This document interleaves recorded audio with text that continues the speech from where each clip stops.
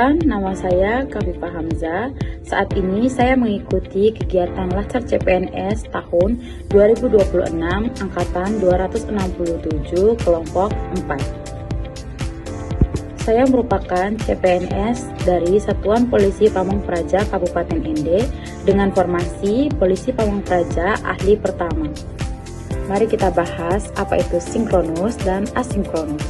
Sinkronus adalah kegiatan belajar atau diskusi yang waktunya secara real time, seperti melakukan Zoom meeting yang harus kita ikuti secara langsung.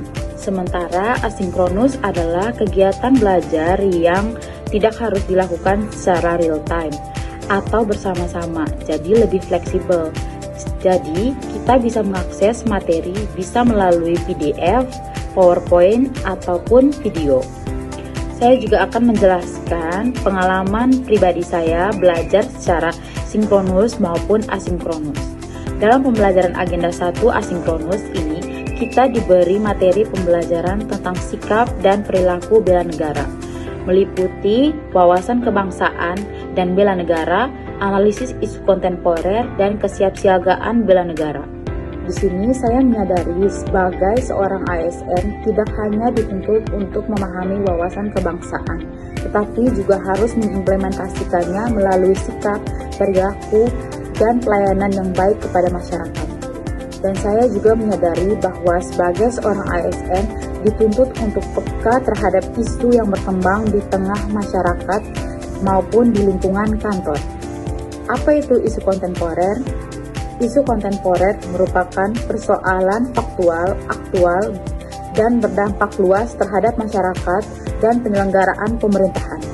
Analisis isu ini sangatlah penting bagi ASN, karena ASN bukan hanya pelaksana kebijakan, tetapi juga dituntut untuk mampu membaca situasi dan memahami perubahan lingkungan strategis serta memberikan masukan yang konstruktif dalam pengambilan keputusan. Materi selanjutnya yaitu kesiapsiagaan bela negara. Bagi ASN, kesiapsiagaan bela negara ini adalah sebuah komitmen dalam melaksanakan tugas negara dengan penuh kesadaran, tanggung jawab, dan juga semangat pengabdian demi menjaga keutuhan dan keberlanjutan NKRI. Kemudian, dalam pembelajaran agenda 2, membahas tentang nilai-nilai ASN berakhlak yang merupakan core value ASN di Indonesia dan menjadi pedoman utama dalam menjalankan tugas serta tanggung jawab sebagai seorang pelayan publik. Nilai berakhlak terdiri dari 7 nilai utama, yaitu pelayanan publik, akuntabel, kompeten, harmonis, loyal, adaptif, dan kolaboratif. Ketujuh nilai ini menjadi pedoman bagi saya dalam melaksanakan tugas sebagai seorang polisi Pamong Praja ahli pertama di Satuan Polisi Pamong Praja Kabupaten Ende. Dalam pembelajaran agenda 2 ini, saya memahami sebagai seorang ASN harus mampu mengamalkan nilai-nilai berakhlak dalam kehidupan sehari-hari. Dilihat dari kehidupan sehari-hari saya sebagai seorang penegak peraturan daerah, Satuan Polisi Pamong Praja seringkali berhadapan langsung dengan dinamika di lapangan. Berikut contoh penerapan nilai-nilai berakhlak yang mampu saya terapkan dalam kehidupan sehari-hari saya.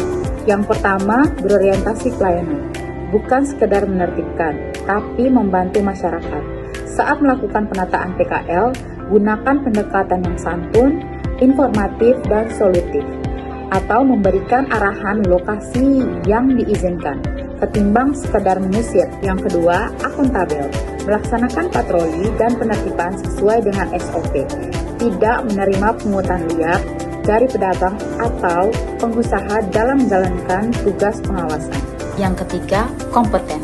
Selalu memperbarui pengetahuan mengenai aturan hukum atau perda terbaru, mengikuti pelatihan bela diri atau teknik negosiasi agar bisa menangani konflik di lapangan dengan profesionalisme tanpa kekerasan yang tidak perlu. Yang keempat, harmonis. Menjaga keberagaman di lingkungan kerja dan masyarakat. Saat bertugas di area ibadah atau permukiman warga yang heterogen, Satpol PP harus bersikap netral dan menghormati adat istiadat setempat tanpa harus membeda-bedakan. Yang kelima, loyal. menjaga nama baik institusi dan negara, dan tidak membocorkan rencana operasi penertiban kepada pihak-pihak yang melanggar, dan tetap menjalankan tugas meskipun di hari libur demi ketertiban umum. Yang keenam, adaptif. Cepat tanggap terhadap perubahan situasi di lapangan, misalnya menggunakan teknologi informasi atau aplikasi pelaporan warga untuk merespon gangguan ketentraman masyarakat secara lebih cepat dan efisien. Yang ketujuh, kolaboratif.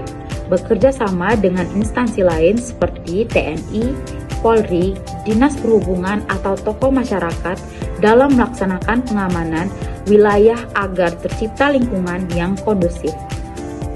Saya berharap dengan memahami materi agenda 1 maupun agenda 2, saya akan terus menerapkan nilai-nilai berakhlak di kehidupan sehari-hari saya dalam lingkungan pemerintahan maupun dalam lingkungan bermasyarakat. Sekian review materi sinkronus dan asinkronus ini.